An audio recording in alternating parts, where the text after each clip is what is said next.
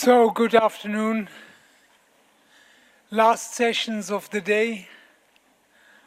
For this session, we have invited people that we thought they could really bring an overview of nanomedicine between today and tomorrow. And I read in a train an article on Sylvain Martel. Sylvain is fellow of the Canadian Academy of Engineering. And what I read was that swarms of magnetic bacteria from the deep sea will be able to be used as drug delivery and composition about the size of a bacteria. So it's in the micro. But in connection with the nanolipids, and I was very fascinated and felt this would be really important for a view of today to tomorrow. So I would like now to invite you, Sylvain, to give us a talk on swarms of magnetic bacteria. How could they be used to deliver drugs to the tumor? Thank you.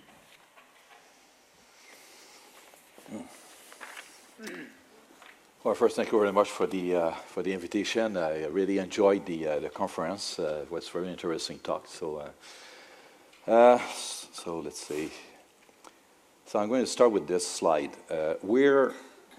Just explain a bit what our lab are.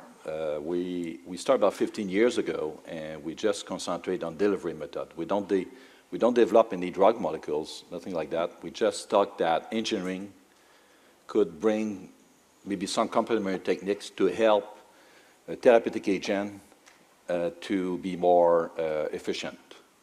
So it's all about, so we have different techniques. I'm going to, because I'm very limited in times today, so just explaining one of the techniques that we develop. So I'm going to start with that. So the image represents, as an engineer, what's the modern delivery methods for nanomedicine. So it's pretty much a boat, which is a nanocarrier, and you load something, it will drift out of control. If you look at the vascular system, it's close to 100,000 kilometers of blood vessel, which is equivalent to 2.5 times the circumference of planet Earth at the equator. So they said, well, what would happen if somebody will say, well, what about we put an engine to your boat and we put navigation system so you can go from A to B instead of navigating everywhere out of control, right? So that's what we try to do, pretty much. So far when I look at the talk, it's like the goal is try to increase circulation times, let's say using PEGs, molecules, to increase, so that increase the probability that your boat or carrier will come close to the region where you want to deliver your drugs. So what about using a different direction and decreasing circulation times instead? Okay. So that means that systemic delivery will become non-systemic. In other words, passive and active targeting will become direct targeting. That means that you go to a point A where injection site to the region of treatment can be a solid tumor, or can be in case, for instance, of metastatic prostate cancer, where 85% is a lower region over here. So you define a region where you want, instead of go all around the body, so you concentrate your nanocarriers so they have more chance to be more effective at targeting the region of interest. And if you look at this diagram, A to B navigation, there's one field that's very good at doing that, it's robotics. That's how they do. All the story robotics, navigation control, using actuation, sensors, and so on. So in robotics, as I said, they use actuation, propulsion, intelligence, navigation, obstacle avoidance, sensory-based displacement, power source, and so on. Okay, intelligence system. Now, if you look at the robot, the exploring ocean, they're different from the robot that will operate, do a task on planet Mars. So the robot must be designed to be able to accomplish specific tasks in specific environment. Now the question is, to deliver therapeutic in tumor microenvironment, how this robot looks like, right? How it will looks like. So we look at the three major problems and look at how we could identify the three solutions. The first problem is drift out of control. And because of that, the targeting is about around 1%. You get lost in the body, stuff like that. One of the problems is the lymphatic system, lack of drainage in the solid tumor, which create this tumor interstitial fluid pressure, right? And you got the diffusion limit about 100, 120 micron. And this is law of physics. You cannot change that. So in the interstitial space, there's no flow, so it cannot penetrate deep enough to reach active cancer cells here. And the third problem, it cannot detect and target active cancer cells, even if you can go deeper. And how you can target or detect those active cancer cells, you have different type of tumor, because we're working on colorectal, prostate, brain, and so on, liver, and so on. Something they have in common is that when the cell duplicate at a fast rate, they consume oxygen, and then the region called hypoxic region, and you have lower oxygen concentration. So if you could have something, a carrier or something transport system that could have a sensor to detect those, the decreasing oxygen gradient, and go towards those low oxygen concentration that will correspond to those hypoxic region where the active cancers are and deliver the drugs over there, you're likely to have a very exponentially increase in therapeutic effect. So the solution would be to add a MORS or propulsion system, a kind of GPS system to be able to navigate avoiding systemic circulation, having sensors that will influence the displacement of those carrier towards the region where it will lead the maximum therapeutic effect. And it have to be very small. Ideally, the blood vessel that feed the tumor the oxygen, they're leaky. They have all sizes of different size. It can go up to about 2 micron roughly in size. So that everything have to be below about 2 micron at the maximum size. There's no need to get to 1 nanometers for that. And that's pretty much the definition of nanorobot. Nanorobot is not necessarily nanoscale. It's something that uses a lot of physics, and the nanoscale, which is different than microscale, exploit that with principle of robotics to be able to improve the delivery of therapeutic agent. So if you look at this robot there, because it's very small, it will carry very low dose. So we estimate, for instance, based on our study, 1 centimeters colorectal tumors, you need about 100 million to 120 million per injection of those things. So it have to be very cheap, low cost, efficient, and so on. So if you look at the diagram over there, we have some kind of intelligence, propelling system, self-propulsion, because you cannot induce sufficient force because nanoparticle with magnetic field, because magnetic field strength decrease too high, you cannot bring a saturation and so on. I don't want to get into too much details here. The steering system, obstacle detection system, because it talked, I think it was yesterday, I talked about the spatial resolution, the medical imaging modality, they're not precise enough. It's about maybe 500 micron at the best. And you need to go at the 1 to 2 micron in scale. So there's no way that you can have feedback control. So you need system be able to be relatively autonomous there. You need some kind of navigation system to guide them towards the region of interest, obstacle detector, power source, and you need to encapsulate your cargo. In this case, it can be anything, PLGA or liposome with your drugs.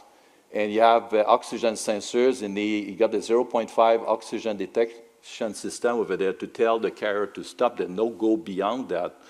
Otherwise, you go to necrotic region where the delivered drug will not help at all.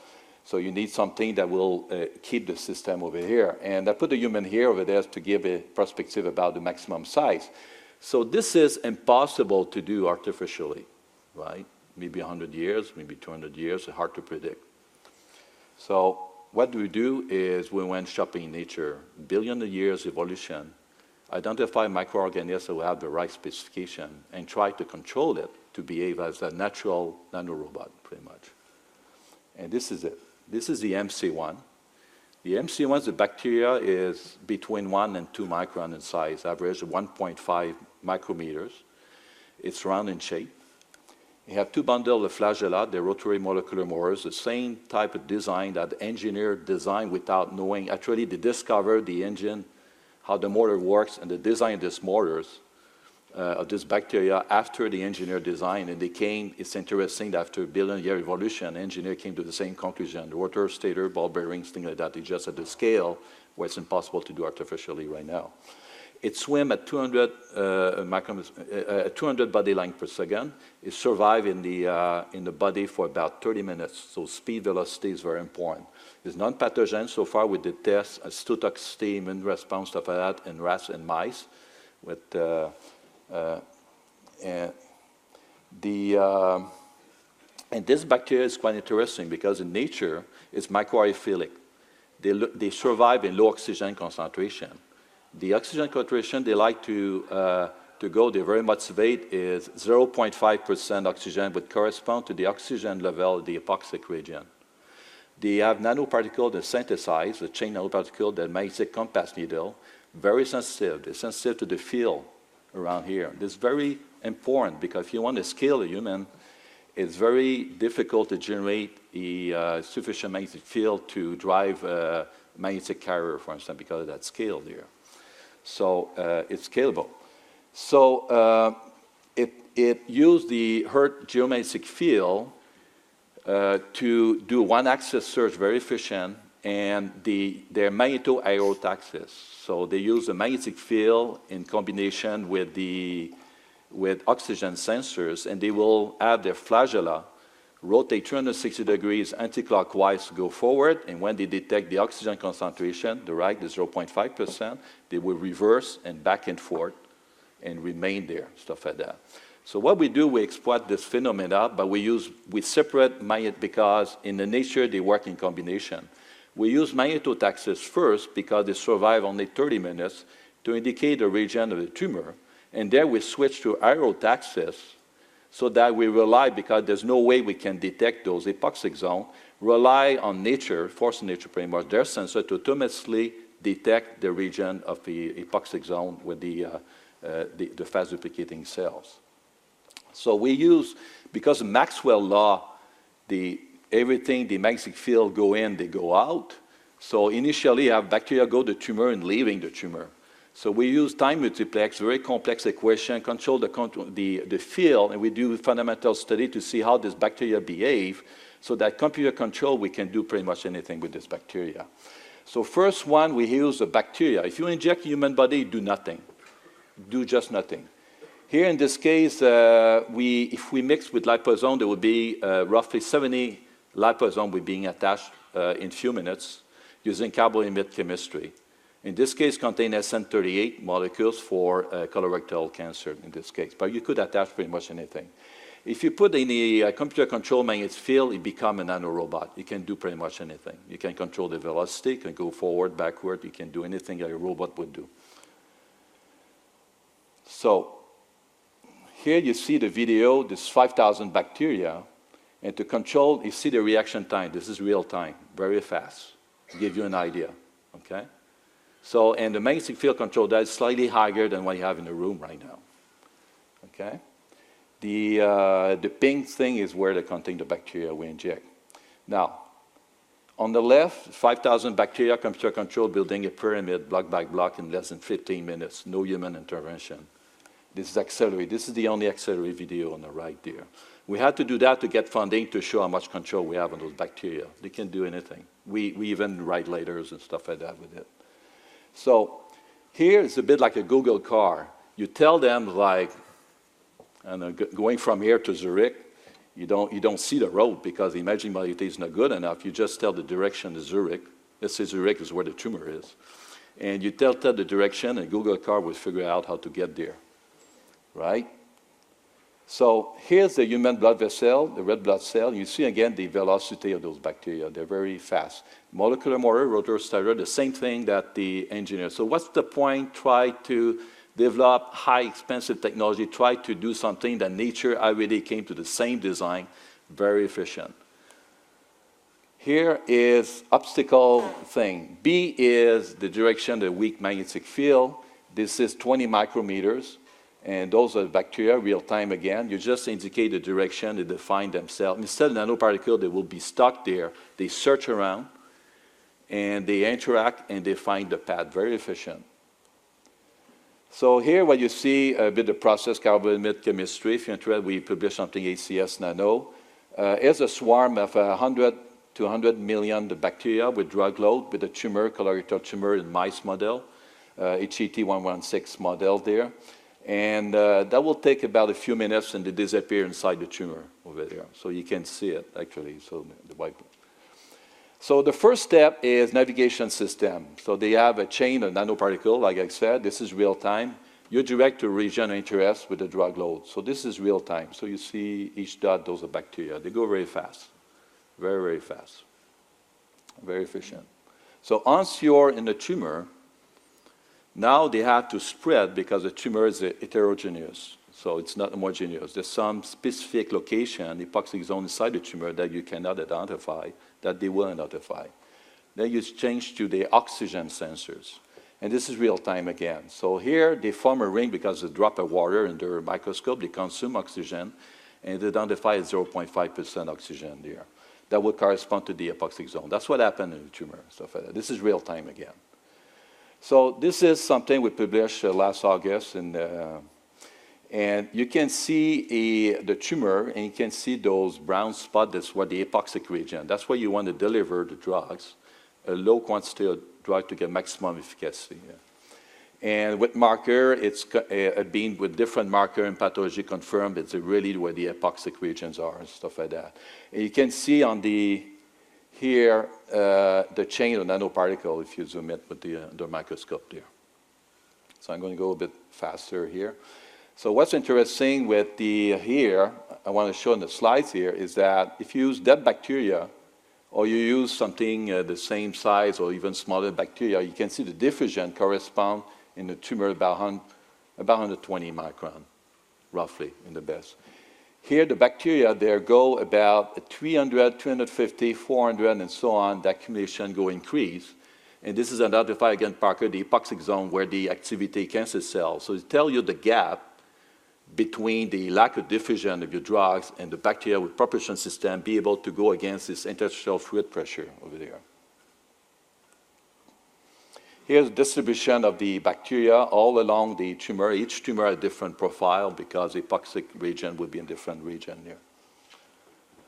Now, you can attach about anything, chemotherapeutic agent, radiotherapeutic agent, because radiotherapy is not effective because of lack of oxygen, stuff like that, same problem. Immunotherapy, hormone, stem cell, diagnostic agent, so on.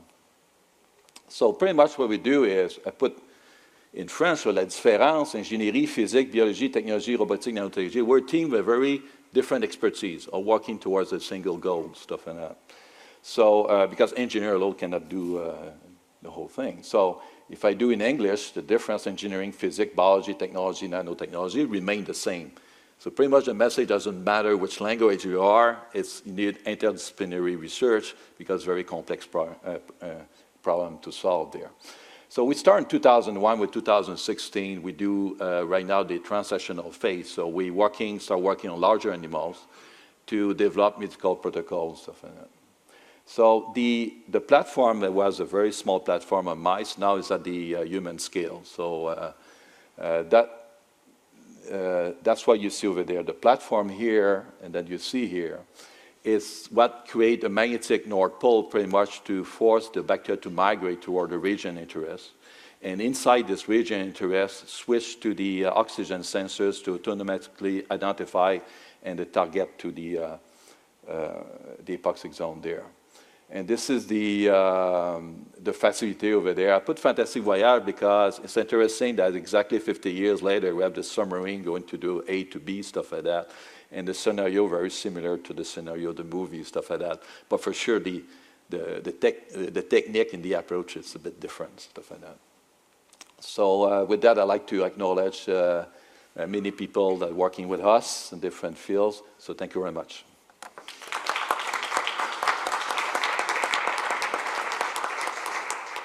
Questions?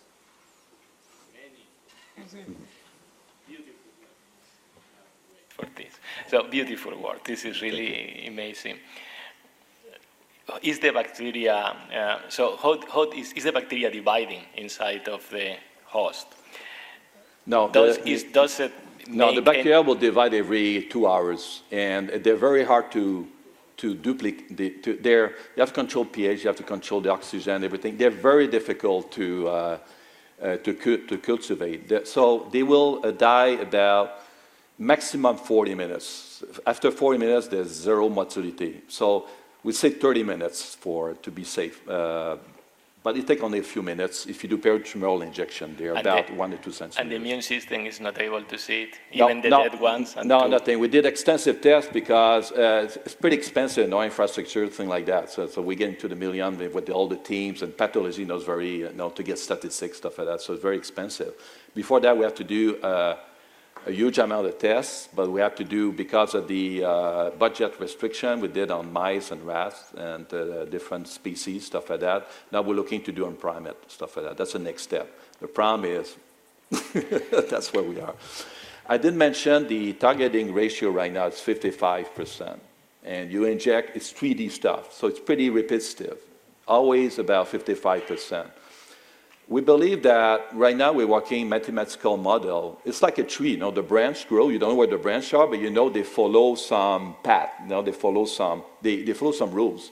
So there are some rules, mathematical model that we can feed back into this, what we call the magnetotaxis system, and create this magnetic North Pole and modulate the field to help this bacteria, the targeting, to get beyond the 55%. And you don't have any problem in the blood vessels that when they are coming all together, that will not interfere with the normal circulation of red cells, of lymphocytes, anything? No. We're working with a lab at McGill University specialized on all those steps. We have a page and page of protocol stuff like that. I don't have time to go into too much detail, but they're completely invisible so far. So the question is, we figure out we need to probably the SN38 is not very powerful drugs, stuff like that. So it would be about 21 days of treatment every couple of days, stuff like that, injection, simple injection. But if you have something more powerful, it probably reduce the number of injections, stuff like that. And again, there's some pharmaceutical companies show some interest, but for them it's kind of, they're careful about that because they have drugs that are very toxic that they cannot use it. And if you know ahead of time you got 55%, you still have 45%, but you inject less because you know you're going to have 55%. So the toxicity even is 45%, is much reduced and stuff like that. Michael. Hello. How do you deal with micrometastases which are not hypoxic? Yeah, if there's no hypoxic, yeah, that's a good question.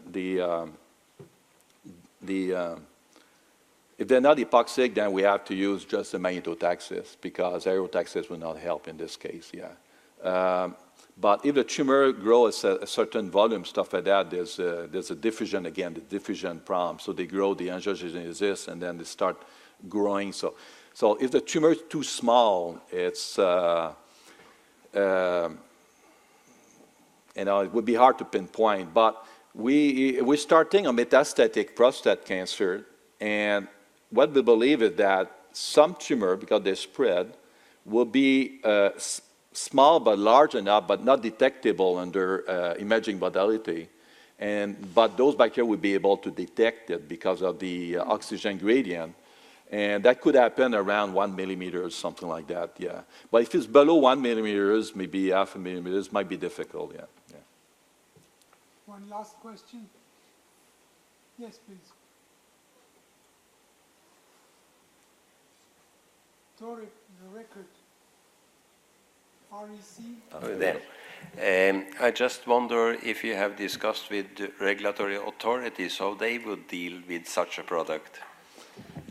Yeah, that's a good question. Yeah, we have talked to them, and pretty much they don't know what to do. because they used to kill the bacteria before we inject anything. So I said, you don't want to kill them because we want to exploit the thing. So we have some discussion. They were talking, with Sahel Canada, we're talking about making a special group, thing like that, but they really don't know exactly stuff. And I was asking stuff, what would be required to get the green light to go ahead for trials, stuff like that, and I don't have answers so far, so we're still working on that. Yeah, that's a big problem in this thing. Yeah. So thank you very much. Okay. Let's use the dinner tonight for discussing bilateral and around the table further about this. Thank you. The next one was a talk